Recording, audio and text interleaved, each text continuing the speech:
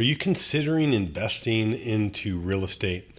If so, you really need to check out our interview with Aaron Chapman. He is an expert in getting mortgages for investment properties.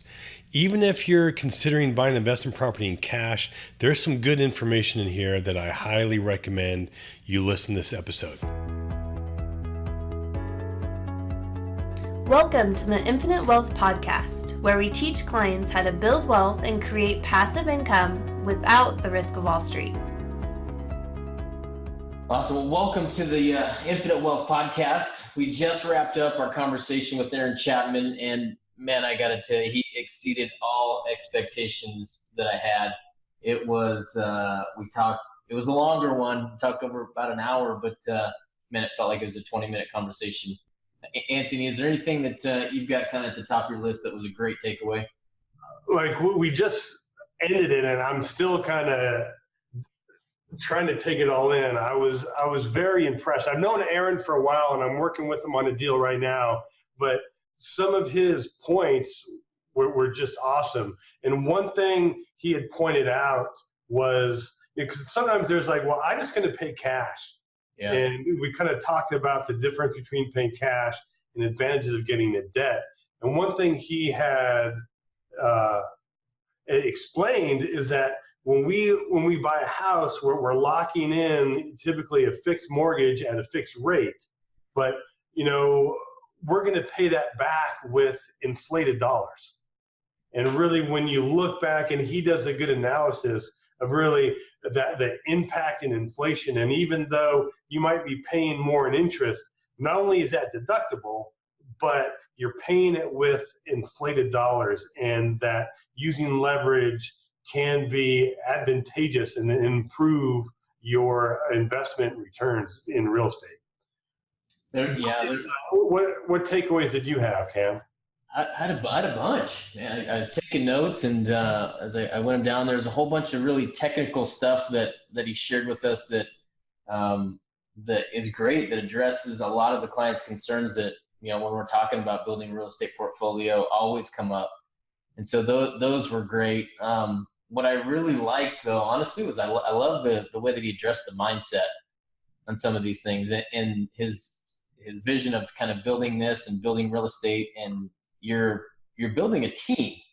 You're buying real estate and you're putting a team together, right? You and I are part of this team. We're on the financing side and the advisory side. But when you bring in kind of a loan officer, you don't always have them on the same page, right? With Aaron, we've got a guy that understands our philosophies and also has tremendous insight. I mean, the numbers that he was sharing, the numbers that he shared with the amount of deals that he's done, I mean, man, it's crazy. And he's doing something right if people are coming back and he's able to hit those types of numbers, and he's got to be providing a great experience. And like I said, is the insight that he's able to provide to clients just awesome. I'm really, really impressed, and I'm excited for our listeners to get to hear this one. Awesome. I agree. So I hope you enjoyed this episode with Aaron Chapman talking about mortgages for investment property, and he talks about a whole lot more. Welcome to the Infinite Wealth Podcast. I'm Cameron Christensen, along with our co-host Anthony Faso. Anthony, how are you today? I'm doing good. Really looking forward to this podcast. I've known Aaron for a couple of years, and he's actually working with me on a deal right now. So I'm glad, and he's been on so many other podcasts, and I'm glad he's going to be on ours today. Me too. This is the first time meeting Aaron. Aaron, let me welcome you officially. Aaron Chapman with Security National Mortgage. Welcome to the podcast. Thanks, Cameron. I appreciate that, brother. And you, Anthony, I appreciate the plug, man. Thank you. Absolutely. Anthony, this is our first time meeting, and man, your name has come up more and more often over the last couple of years. And even as recently as a meeting I had this morning with the client, your name came up, and she's buying investment properties. And I started talking, I actually kind of quoted you, which was funny, and she's like, hey, I don't know if you know this, but Aaron is my lender. And I was like, oh, what a small world. So pleasure to meet you in person, Aaron. Yeah, my assistant was actually trying to set up a call with her, and she goes, oh, no, she's going to be talking with Cameron. He's going to be talking with Cameron later today. I'm sure they'll work it out. Now, I have no idea what we're supposed to work out, but I saw that email. All right. Well, maybe she's watching right now, and she's now can call us both out on our ability to not coordinate. That sounds good. Well, welcome. Just a general introduction is I'm going to ask you to kind of provide a little bit more, but for our listeners here, Aaron is a mortgage loan officer, and you really have kind of carved out a niche of working with real estate investors over the last several years that you've been in the business. And if you could tell us a little bit more about that, maybe a little bit about your background, and really tell us about the volume of deals that you've done over the last couple of years, because I've heard you mention those numbers and they're very, very impressive. So I got into the industry because I couldn't find a job anywhere else, which is, I've heard more than one person say that. You get into the lending industry because nobody will hire you anywhere. I left high school. I was on a cattle ranch in high school with my family, and then I went from there to the oil fields of Wyoming. From there, I ran heavy equipment. I drove truck, and then I was working in the mines in northern New Mexico, and they shut down this project. And I was sent home because my wife and my child was here, and I was coming back and forth 10-hour drive to these do 13 shifts and take 6 off.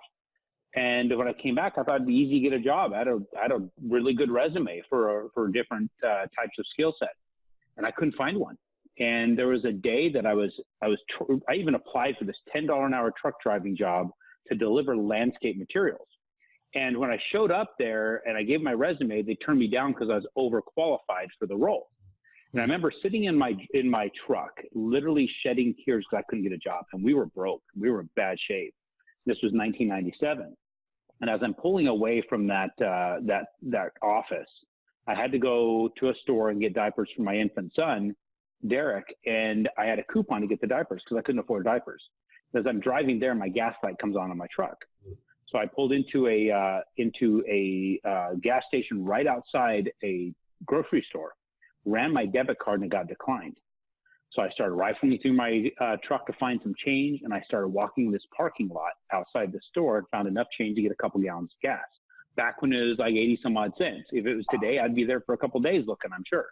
Yeah. Well, I went in, found the corresponding diapers, and as I walked out, I ran face to face with a guy who used to do all the scheduling work at one of the companies I used to dig swimming pools for. He asked me how things were going, and I explained. He took pity on me and said that he'd take me and my wife to dinner. He thought he might have an opportunity for me. And that is where that following night, he took us to dinner with a gift certificate from a client to Red Lobster in Mesa, Arizona. And he slid me the business card for a mortgage broker's branch manager. And I started as a telemarketer that next week, cut a foot off of my hair, cleaned up. My mom bought me some clothes, polos and stuff. So I looked kind of professional. Yeah. And I started telemarketing, and I started just figuring it out because I was never really formally trained. And then over the years, I found the niche of the real estate investor, and I found that the real estate investor I could identify with. When it came to a person buying a house to live in, it has to be the perfect street with the perfect kitchen, and it has to be so far from the yoga studio, and is the right as an American to have a house they can't afford. It was all those things, and those are the things I hated about the industry.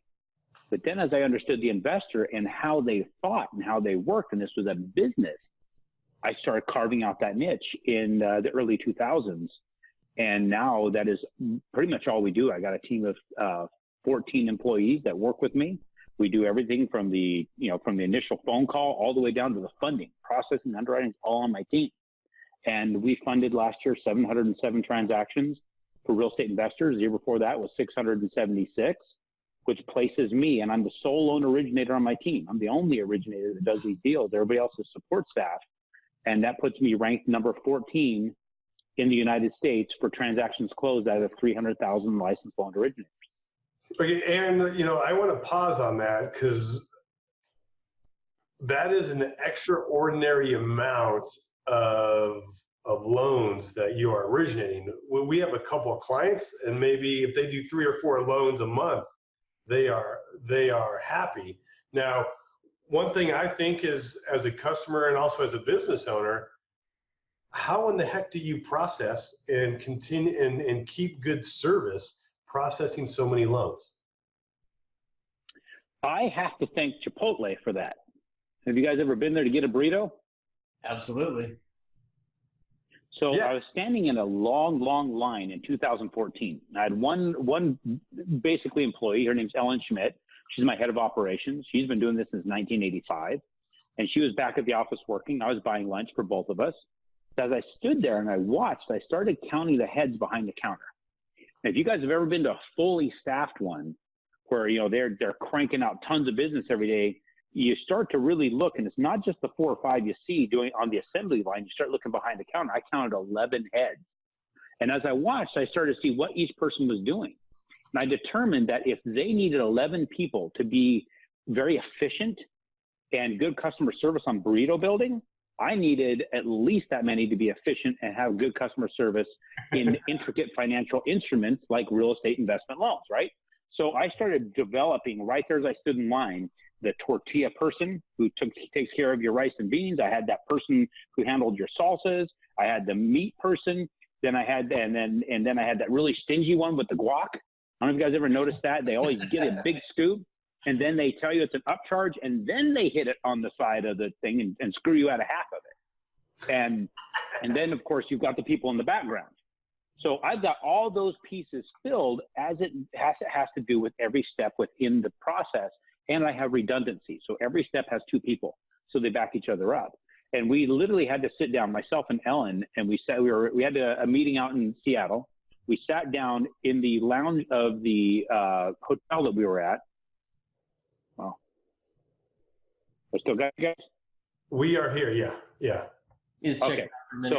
So my phone just freaked out. So ultimately, we were sitting down in the hotel lounge, and what we did was we had developed the life of a loan, right? We started with from the initial phone call all the way to the funding. We developed a process that followed Chipotle's way of assembling a burrito. So that is why we have the capability now. Now, it doesn't mean we relax on our success. It's kind of like climbing Everest. No climber climbs Everest and then kicks back with a cooler full of beer and says, I'm done, right? Because that bitch will kill him. We're of the same mindset. We can't relax on the fact that we beat our goals. We need to figure out, where do we make ourselves better than we were last month or yesterday? You know, if I'm worse than the guy sitting in my chair yesterday, I'm falling backwards.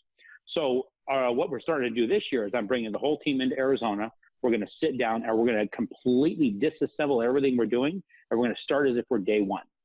And we're going to rebuild how we do our systems, but also with the collective knowledge that we have within our team. I've got a lot of people on here that have been doing this over 20 years. I have a stupid amount of experience within my organization. When a person figures that loan originators today do between 2 and 3 transactions, actually between 3 and 4 transactions per month on the average, 36 to 48 transactions per year, right, is what their experience is. If I'm doing 700 and I have different staff members that are touching 700 files a year, and that's just the loans that fund. That's not the other 300 or 400 that we bring on that we're working on, right? So thousands of transactions we've touched, we have hundreds of years experience amongst us. We need to get back collectively and break it all down and share that experience and build the systems better, faster, more efficiently. The most inefficient part of this process is me. I talk to every single client up front. I get the mindset set of them coming from a consumer spending money and going into debt for real estate to now a business owner who now owns a real estate investment firm. They're a CEO of a business. I'm applying for the CFO job. Now, I'm not going to be doing their spreadsheets or any of that, but I'm the guy that they will call. They'll call a board meeting, if you will. We'll sit down. We'll talk about the decisions they have to make, the questions they might have about that particular scenario, where I've seen others fail, where I've seen others succeed. Because I use the term, good judgment comes from experience, and experience comes from bad judgment. We have seen a lot of judgment at work over the years. Yeah. And so my ability to offer that judgment to that new CEO of that real estate investment firm should help them to build their business. And if they choose otherwise, which they do on occasion, I get to wait 2, 3, 4 weeks, maybe a few months. I get to tell them I told you so then, right? So, because, you know, I want to rub it in a little bit. You got to learn from the mistakes. But we all get along awesome. It works out well. So if I can somehow excise myself away from that a little bit more and have another person handling those initial phone calls, I will never put off to anybody else the last phone call. I call every single client after every single closing. I thank them for the trust. I express appreciation for being part of their business and being allowed to be part of their business. And then I ask them where we messed up. Where could we have been better? And I make sure my entire team knows where we could have done that one little thing better to make us better. And, you know, it's been probably 5-6 months since I've really had anybody tell me something to make us better, because we keep trying to refine. And for that first few, I guess 2 months that I was asking that, man, I got a lot of feedback. So I'm pushing it out to the team. And we started working on it. So that we've just been improving. Great. Thanks for sharing that. And we are going to get into real estate investing, but part of this podcast is, and part of our 5 pillars of building wealth, one of them is building your own business. And so it's great to share your story of building a process. And it seems like every other podcast we're talking about the book, the E-Myth. I'm sure you read it, Aaron, you know, about having those systems in place to help you be more efficient, but also be able to help with turnover where somebody can't do it. And so it's very interesting to hear how you're able to do that. So thanks for sharing. So since you work with so many real estate investors, could you give us some advice that you would give to our investors who are listening, particularly some, because we have a lot of listeners who are fairly new to investing in real estate. Could you share some advice? So the best advice I can offer is a perspective on how to really look at the deal. Too often, everybody's looking at this as to, you know, they're trying to time the market, right? Well, the one thing I tell everybody, you're never going to time the market. Too often I see people sitting in the background waiting. It's like, man, there's got to be what's the perfect time to jump in? I'm like, well, now's when you're thinking about it.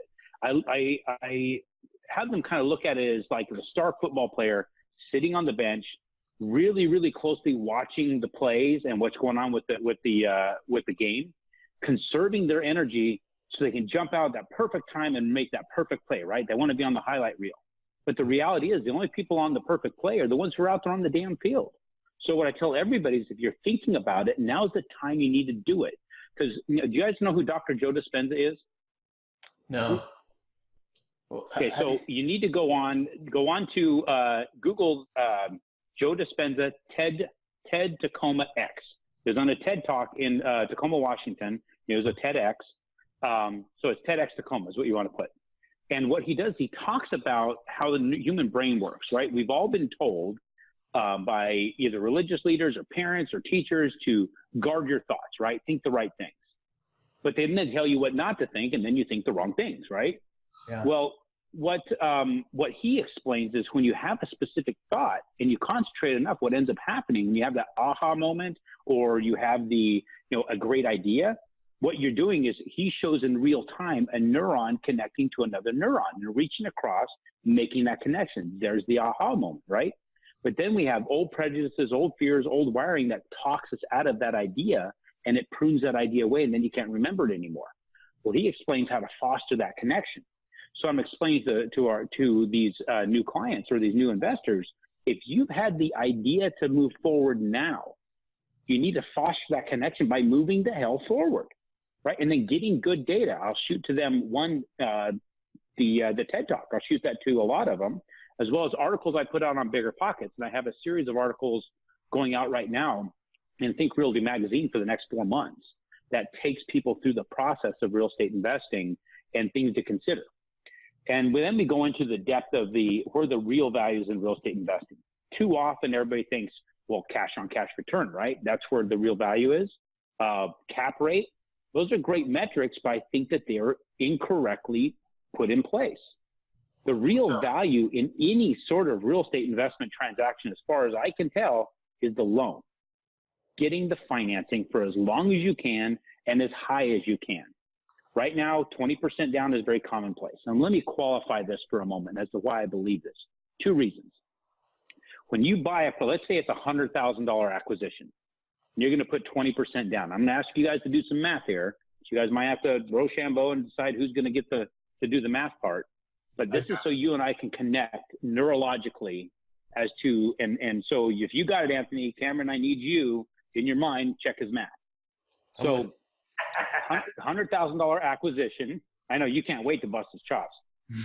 $100,000 acquisition, 20% down. What is the dollar amount of that 20%? 20,000. 20,000. If you use the calculator, there's a problem. Now, Well, I mean, I was ready. I have my Excel spreadsheet open. Man. I got 100,000, but well, it's coming though. It's coming. Yeah. So if you put up 20,000 for a 100,000 acquisition, how much did you finance? What dollar amount? 80%. What dollar amount? 80,000. 80,000. So 80,000 bucks. So if you've got $80,000, right, and you're going to pay it off over 30 years, right? Yep. Mm-hmm. Is that correct? So Yeah. if you divide 80,000 by 30, what do you get every year? 2,667. Yep. Or it's actually, to be precise, it's $2,666.66. So then you take that. I was rounding the nearest dollar. You're right, Aaron.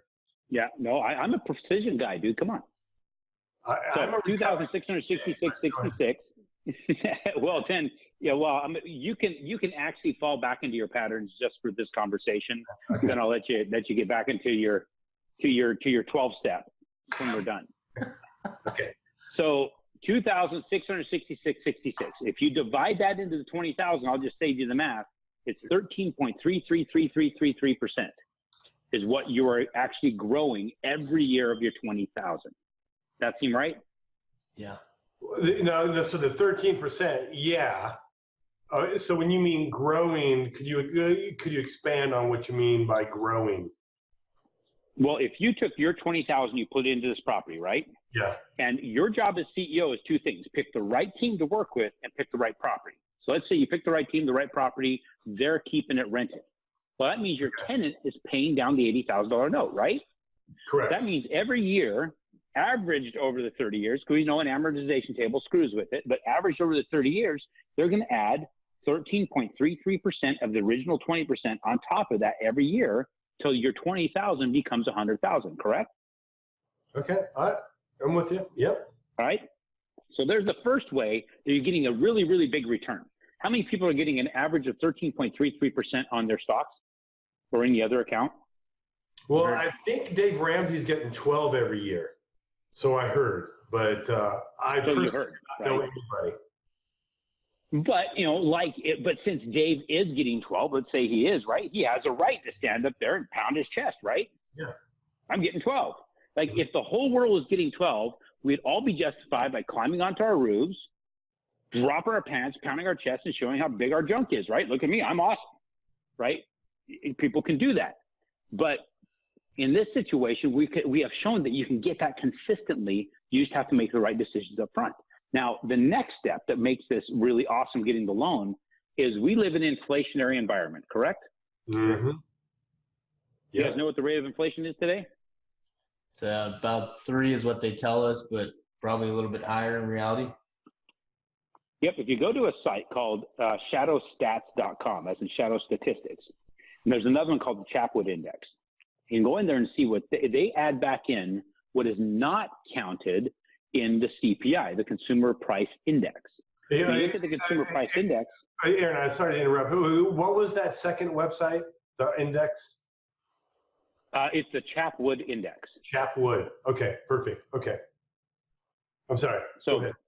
they go back and they start factoring in the things that are taken out. They don't factor in food costs. They don't factor in energy costs. Do you think that they're factoring our taxes into the CPI? No. More than likely not. When was the last time you paid less for any of those? Never. Never happened. Yeah. Never happened. So if you put those back in, they're showing between 5 and 7% at any given time. So let's say at the bottom end of that, let's say it's 5%, right? Yeah. That means the dollar is devaluing at 5% on an annual basis. Is that a compound effect or is it a flat decline? Compounding. Compound, right? At a rapid rate. So we get to borrow $80,000 today, right? I'm going to use 100,000 because these are the numbers that I have in my head. So you're borrowing $100,000 today on a home, and you're going to make your payment, and you're going to have principal and interest on that. And people are very aware of the eighth wonder of the world. You guys are, right? Yep. What's the eighth wonder of the world? Compound interest. Compound interest, right? Well, the eighth wonder of the world says that you're going to pay about $177,000 at today's interest rate, $177,000 and change. So people see that and like, I don't want to pay $177,000 in interest. I'm getting screwed. So I'm going to take all my cash flow. I'm going to pay this down as fast as I can, right? Mm-hmm. What I tell them is don't pay it down any faster. That's your cash at today's dollar value. If you're paying that now, you're getting what at tomorrow's dollar value. So what you get to do is, because of inflation, we get to raise rents. The national average is about 3.6%. So let's say you raise rents at 3%. And you have a $100,000 property, and you're renting it for $1,000 a month. What's that 3% going to give you in a raise the following year in those rents for that $1,000 a month?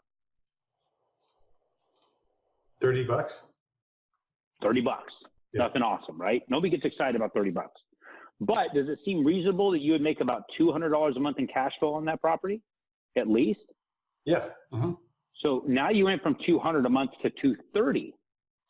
Now it got sexy because that is a 15% increase in your cash flow.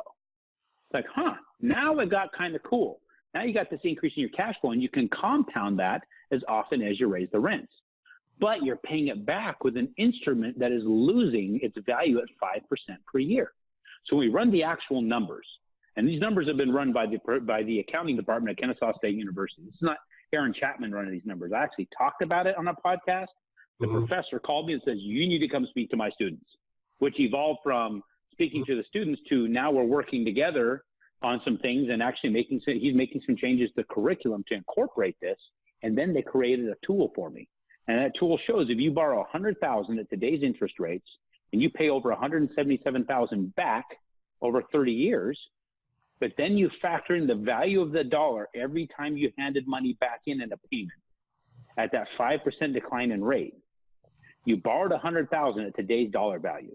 And if you compare every dollar that you give back to the value of it, the time that you borrowed it, you're paying back less than $97,000. So I ask you, who's sticking it to who?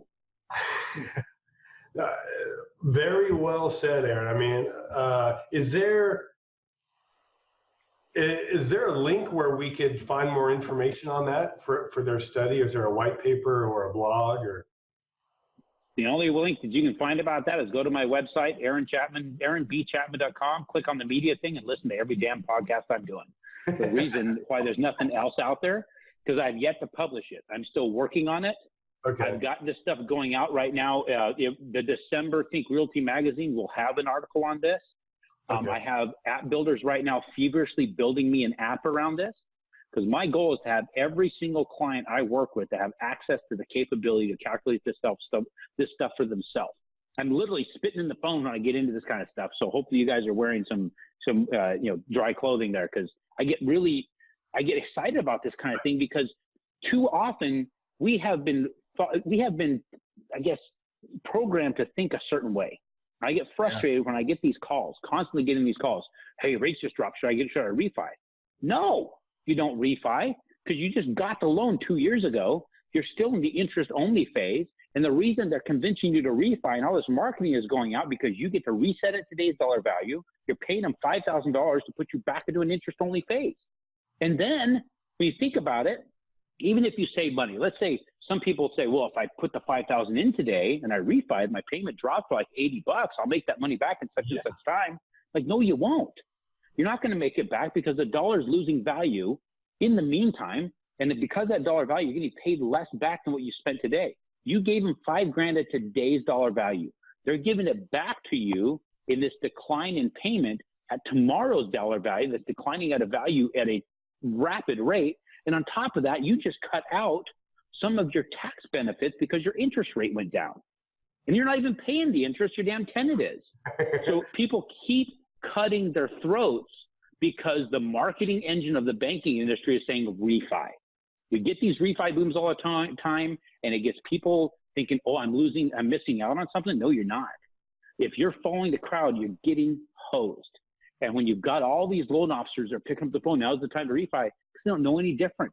These guys are ignorant to the reality. They're ignorant to the market. They're ignorant to what really benefits the client. All they know is, hey, it's a refi boom. I'm going to make more money. So I encourage my clients when they call me up, don't.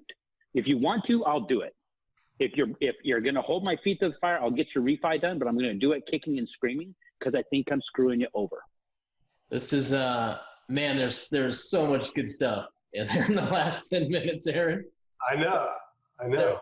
Man, I was I kind of wanted to jump in there on a couple items, but man, you were rolling. One of the reasons that we've got you on this podcast right now is because you do think differently, right? Man, when I go out there and you're talking to other loan officers, it's always about rate. Rate is always the first and foremost. And I love the insight and the insight that you're providing to our listeners and that you do provide to your clients as well. That's great. The rate thing, kind of an interesting thing. I have a competitor, you can call him a competitor. He's a contemporary. And for the last years, he's been talking rate. I'm kicking everybody's button rate. Yeah. But right now, he's not. I happen to be very, very blessed that I've had a number of years with the same firm. And just so happens that we got rid of a guy who was kind of messing with the margins a lot. My rates got awesome lately. And literally the individual who supposedly had better rates than me for the longest time is far off of me now. And he spent so many years talking rate that he has no other sales pitch now. Yeah. So my rates were worse because this guy was setting me up poorly. I mean, he was literally siphoning margin to offset other things, and I was fighting that and whatever. But it taught me to do something more than quote rate. So the difficulties that I had, not being the cheapest guy on the block, I had to find better ways to offer value to my clients. And I believe we did. But at the same time, I had this guy trying to siphon things, and I would cut margins and I would do stuff, and he'd get pissed off. I'd tell him to kiss my ass, and we'd fight that all. Well, finally he got fired, right? Well, everything got where it should be that I was fighting to make it stay at. Well, now this competitor of sorts, he doesn't have that rate as an argument. So when he says rate's everything, and now he doesn't have rate, what does he have? Unfortunately, he has gone the way of the normal loan originator. And when they don't have that, what do? They go park cars for a living or something like that. And that's the sad state of affairs. They need to figure out what makes you a specialist, become a specialist, and learn and become better every single day at what you do. And they're not doing it. Aaron, 2 comments on what you'd said before. It was very powerful. For one, I've met a lot of mortgage guys and gals in my history. You're the first one who is not pushing refi as soon as the rates go down. So I really appreciate it. And one thing about what you were talking about, I love the idea of really looking at the big picture and getting a loan. We're getting access to those dollars at today's rates, but then we're paying them back with inflated dollars. And there's one thing I wanted to add, and you kind of touched it at the end, but I think it's still important, is that interest that you're paying that people don't want to pay, that's tax deductible. So even if you look at the dollars of what you're paying back to the bank, not only is it inflated dollars that you're paying them back with, but also that interest is tax deductible. So by doing that, even if your loan is say 5%, if you're able to deduct that interest, the true cost isn't 5, it's going to be 3 or sometimes even lower than that. Well, I have an example to kind of illustrate what you're saying there. So I had a client went into contract on 2 new build homes in Memphis, Tennessee. Same floor plan, same price, same street, same potential rents. Everything was the same. The only difference was, one, they were doing the finishing trim on it when he went in the contract. The other one, they had yet to break ground. So there's at least a 6-month gap between their ability to close. Well, one of them, I funded it in December of 2017, right when Jerome Powell took over the Fed. And we funded that 4.75% rate of interest at 30-year fixed. He was pretty happy with it. Well, May 2018 come around and they had started quantitative tightening. You remember the quantitative tightening process? Mm-hmm. Well, that means the government stopped putting money into the market. They were putting, between January of 2009 and the end of March 2010, they put over $1.25 trillion into the mortgage-backed securities market. That's what drove the rates down. And they kept putting in somewhere in the range of about $20 billion a month. Well, then you get to the end of 2017, they took the foot off the gas, started easing it on the brake. They had lowered down to $3 billion a month, and all the way now, I think it's under $100 million a month. I mean, just trickling money in there, right? So what happened was the interest rates jumped from 4.75% to 5.75 by time property number 2 was done. So a 1% jump in rate. So when this client was running his numbers, he calls me up. He says, "Hey man, I don't think I'm going to close on property number 2 because I'm losing money." I'm like, "How are you losing money?" He says, "Well, I'm getting X amount per month in cash flow on property 1 because it's 4.75% rate. But with the higher interest on property number 2, my payment is $49 and change higher. Therefore, I'm losing almost $600 a year." I'm like, "Well, let me have you do one thing before you decide. You know, remember we talked up front, I'm going to be your fractional CFO. I want to give you information to consider before you make decisions." He goes, "Yeah." So can you contact your CPA, ask him what's the difference you will pay in taxes on the income on property 1 versus property 2? And what is the difference in the deduction you get with the higher interest on property 1 versus property 2? And then call me back. This guy had over 30% in Fed, had over 10% in state taxes, and he did very, very well. And I wanted to see how it would affect him. 3 days later, he calls me up and he says, "Let's go ahead and move forward and close." I'm like, "Why are we closing?" Because when you run the numbers on what it does to my taxes and what it effectively does at the end, because it's no longer $49 and change or $50 a month, it's $3.55. Exactly. Well, so and we often talk. I mean, rates are so overutilized, and at the end of the day, it's all about dollars. You know, when you retire and you're trying to pay for your health care or put food on the table, you can't pay with the rate of return. You can only pay with cash. And at the end of the day, we need to evaluate at a deal or whatever we're doing, whether it's real estate or a business, is which one am I going to provide more cash at the end of the day? So thanks for sharing that, Aaron. Well, and not only that, it's creating freedom. To have a real estate investment and have a lot of them, you're creating the freedom. What I mean by freedom is you get to choose where to put your tax dollars. Because you are creating jobs and you're creating housing, you have tax deduction, right? Because that tax deduction, you get to keep more of your income that you made. And then you get to decide where to put that to keep building up your future. You know, me, I'm building my future. My children are involved in my investments. They have to vote on it. They have to put money. They actually have to put 10% of their income into the family trust or they get nothing from us. And we have life insurance policies. We use the infinite banking strategy. I'm trying to bring up the next generation to understand this by being hands-on. And I'm developing more freedom in the sense that I get to keep my tax dollars, or a lot of them, to deploy as I see fit instead of giving it to a bureaucrat to do it for something that shouldn't be done anyway, right? So that's the other thing, the other ancillary thing that we get out of being a real estate investor is additional monetary freedom. I love how you brought the kids into the business and they're voting on some of the things that you'll do. And you mentioned policies. Can you mind telling us kind of how you're using the policies with your kids? And we got clients in the same position. And one of the biggest things that we talk about with clients is, man, you know, these policies kind of allow us or put us in a position to educate our kids on money. And it's a great tool. I don't know if you mind sharing a strategy or two that you're currently using, Aaron. No, sure. I definitely do that. So what we did was I had a client who also does the life insurance policy sales thing. And when he told me about it and how it worked, I had about $90,000 I was going to start investing in real estate or expanding my real estate investments with.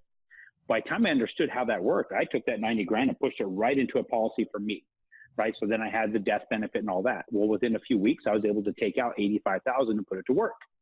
And so when I had that $85,000 ready to go, I thought, you know, where am I going to put it? And as I was looking at different options, I thought, man, I should really talk to my kids about this because it's eventually going to be their life too. Nice. So I sat them down. I shared with them a story that I'd heard. And the story was a guy getting ready to go on a plane for a business trip. He and his wife were boarding the plane. As they're in flight, they were going to have a layover at one destination and go on to the next place. And while they're in flight, he was having some chest pain, shortness of breath, that kind of thing. And when he landed, he had a long layover. He decided to leave the airport and go to the hospital. He got checked out. They gave him a clean bill of health, said, go on about your business. He got on the next flight, and mid-flight, the captain comes in over the loudspeaker or the intercom and asks this particular man to identify himself. So he hits the flight attendant call button. Flight attendant comes over and explains there's an ambulance waiting for him, and they're going to hold all the passengers on the plane for him to exit first. So when he landed, he boarded the ambulance. Ambulance took him straight to the hospital. 2 surgeons waiting for him. They explained he was misdiagnosed at the last hospital, had a pulmonary embolism. They needed to operate him immediately. And if there's anything he had in life he needed to consider, now was the time. Oh. So I share with my children, said that me and your mom travel a lot. I'm in the air a lot for business. So I need to know if we were faced with that same scenario and something happened to me and your mom, do you guys know what to do next? And the only thing they could say is, Dad, we don't know. And what really boiled down to is they didn't know what they didn't know. And so I had failed as a father to explain to them what they should do if something happened to us. So right then we sat down, we cracked open the books. I showed them every asset we had. I showed them every expense that we had. I showed them how to make mortgage payments on the houses that we had. And then I showed them my income, which the mistake there was they all looked at me and said, Dad, then why do we live here? Well, I'm like, well, because none of you are going to have a better life than what I had. You need to start from somewhere. And I don't believe in starting from the castle on the hill. Nice. Right? I'll get that if I want it later. I give a damn if I actually have that. Can I afford it? Sure. Can I afford any really car I want to drive? Sure. But do I want to do that? No, it's stupid. As far as I'm concerned, maybe someday. And if I do buy that castle on the hill and the kids come to visit, they'll meet me at Circle K. I'll put a hood on their head and then I'll take them up because I don't need them moving back in. So ultimately, that opened up a dialogue. And so I said, here's the goal. Here's what I want to be able to have happen. I want to be able to build these real estate investments because eventually you're going to run them. So we're going to have a meeting every month. We're going to talk about this. And then it evolved to, we started taking the cash flows from that. And so I pulled the $85,000. We were taking the cash flows and paying down that note that you get against your life insurance policy is really a loan. Then more value is there. So we need to redeploy it. And then as we're redeploying, I'm thinking, wait a minute, we need to be doing this on a different level. So then I decided to get a policy for my wife and each one of my children. So I think I put $20,000 in a policy for my wife and $5,000 for each kid. And then what we did was have more capital there to be able to strip and go put to work. And then we started taking all the cash flows to pay down the notes. Every extra dollar that came in to pay down those notes. And then we started mandating 10% of all of our income for everybody who's working to pay those down. And as they pay down, there's more capital there. We strip it and reinvest it, strip it and reinvest it. They have to meet with anybody who's offering the investment. They have to ask questions. They have to understand it. We had we invested in a technology recently where we took the whole family up to Scottsdale, sat down with the president's company in his boardroom. And I was already sold on it, but I want my children to understand it. They interviewed him. He did a massive presentation for him. We invested $100,000 in that as a family. And so we've seen a lot of cool opportunity and it's growing fast. So the mandate is it's a bloodline trust. Each child has to do that. And then their children have to do that and their children's children. So I'm thinking 5, 6 generations, there should be several $billion there. And then when they go to the family castle to have the annual meeting, right, they're going to have a mosaic of me and my wife standing up there overseeing all of it. Tell them, you don't pay, you get the hell out and change your name. But I figure. No, Aaron, go ahead. You're killing it. I'm loving it. Go. I didn't mean to interrupt. I thought you were done. No problem. I was just saying the way I figure if they're doing it, right, and not only just voting on it, but if they're putting their money in, and believe me, it's the hardest thing in the world right now to reach out to my kid, my son who's struggling and say, you need your 10% in here, dude. And my daughter, she's getting ready to get married. It's like, you need your 10%. It hurts. But if I took it from them, meaning not allowing them to participate and took them away from the trust, I'd be taking away from some of those valuable experiences they'll ever have because they won't run it correctly if they didn't have to participate in the growth. So I think that these struggles right now to come up with their 10% is going to pay huge dividends to them later on in life. Absolutely. What a great lesson, man. Yeah, I would tell you, Cameron is on the road to what you're doing, except he's a little bit ahead of you. He already has a mosaic of him in his house, but he's getting there. I think I've heard about this. Is that the one where he's both David and God at the same time? Yes. Yeah. They're touching fingers. Yeah. Thanks, guys. Hey, man, that's really good. I have one kind of technical question that I want to ask you, Aaron. So again, Anthony mentioned we've got a bunch of clients that real estate investors are kind of getting into it. And one question that always comes up kind of revolves around the idea or the traditional loans and an individual being capped at like 10 loans. Do you ever run into that scenario? And if so, are there strategies or what are your thoughts on that? Because some people, before they even get started, are looking at that as kind of an obstacle. Do you have anything you can share with us there?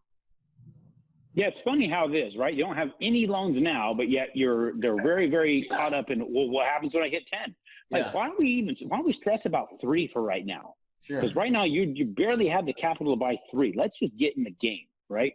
But yes, it comes up all the time, constantly. It's like there are sources. There's sources right now, hedge funds they're putting up, and I have contacts. So literally, when they reach that, I can pass them on to a solid associate of mine that would do an unlimited number of properties, 20% down, 30-year fixed, got a 3-year prepay. The interest rates are higher, but we just proved the interest rates don't matter, right? So people comment, well, their rates high. Who cares? Inflation's paying for it, and you get to write it off on your taxes if you did, and so is your tenant. It doesn't matter. Just keep expanding. And once they wrap their head around it, man, I've seen people have over 40 finance properties.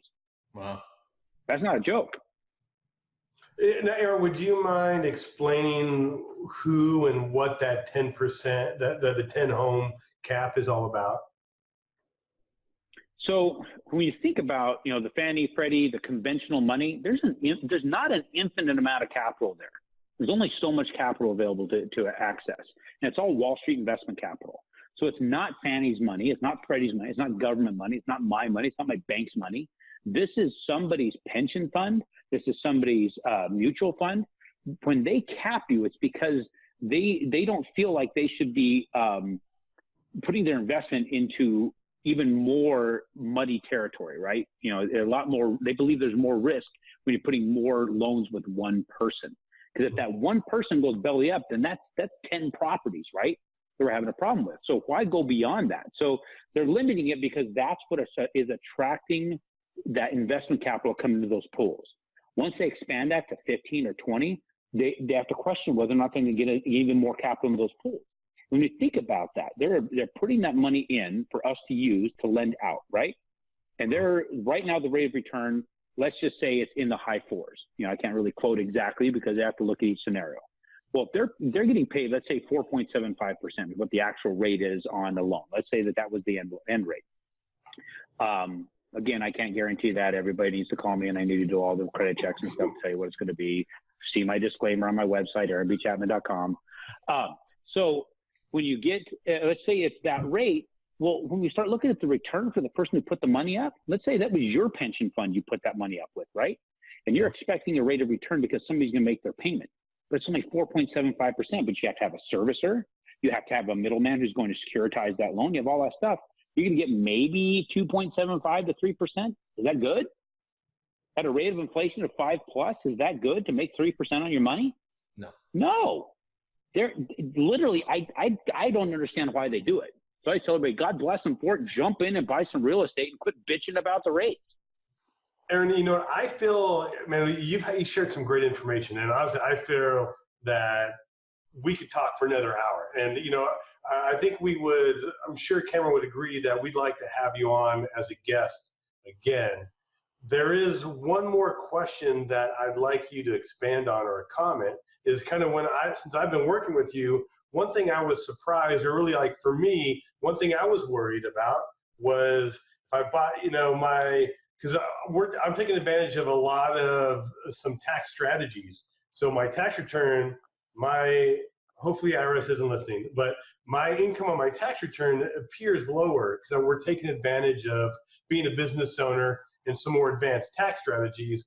And I was concerned is like, Aaron, I'm trying to maximize my daughter's financial aid for college, and I'm trying to keep my taxes low. I was concerned about how me buying a property, whether I'm going to be able to qualify. So you mind sharing how you answered that? Well, if I'm following where you're leading me, it has a lot to do with the fact that we as an organization believe that we can use the rents to offset the expense on the properties you're purchasing. Exactly. So if you're buying a property for $100,000, right, and you're putting 20% down, as we talked before, you got an $80,000 loan, let's say at $650 a month payment, because you're renting it for $1,000 a month, we can use 75% of that $1,000, even if it's not rented when you're buying it. We'll have the appraiser tell us what it will rent for. We'll take 75% of that rent face value, so $750 as usable income. Then we subtract the payment, the $650, from that $750, and it leaves you $100 in delta. We don't hit you with the expense because it's already paid by the tenant. We just give you the $100. So now your debt to income ratio went down. Many banks use different ways to calculate that. We go with the rate that was written by Fannie Mae. It's treated like a business, right? You're buying a property, it's renting, it's paid for, you get the delta. Now, too often banks like to look at this as, well, it's a new business, so you have to have a 2-year track record. So they don't count that. That's wrong. That's them being very conservative. There's others that will do the same thing as we do, but then they put the debt on you as well. So if they give you $750 in income and $650 in debt, your debt to income ratio still goes up because we can only count really 50% of the income because you have to be at a 50% debt to income ratio or better. So we have what I find to be the best calculation out there, and it works because we get our loans work. We have our the payments are getting made. I've got several thousand loans I've done here with this organization. They audit them all the time. And they've told me that we only had, I think, 2 of my clients that have ever had late payments. No foreclosures, just a couple of late payments. When you look at the entire portfolio, they see double digits of regular homeowners making late payments, double digit percentages. I have 2 individual clients of several thousand loans. That just goes to show the real estate investor is a solid bet. Awesome. Perfect. Yeah, thanks so much, Aaron. We're gonna wrap it up here, and so just for the listeners that are still joining us on the podcast, if you're looking for an investment property, you need a fractional CFO on your team that's experienced and has tremendous insight to provide, Aaron's your guy. Aaron, tell our listeners where they can find you one last time. AaronBChapman.com. That should be the place. AaronChapman.com works now. Finally, it took me 8 years to buy that thing. Some kid had his baseball stats on it, but AaronBChapman.com has been working for years. That's the best way to get me. Okay, perfect. And we will also include that in the show notes as well. So, Aaron, awesome. Thank you for the time. We've really enjoyed it, and we've all learned something from that. Thanks for listening, and be sure to subscribe so you don't miss out on the next episode. Also, check out our website, infinitewealthconsultants.com, to find our podcast along with other additional resources.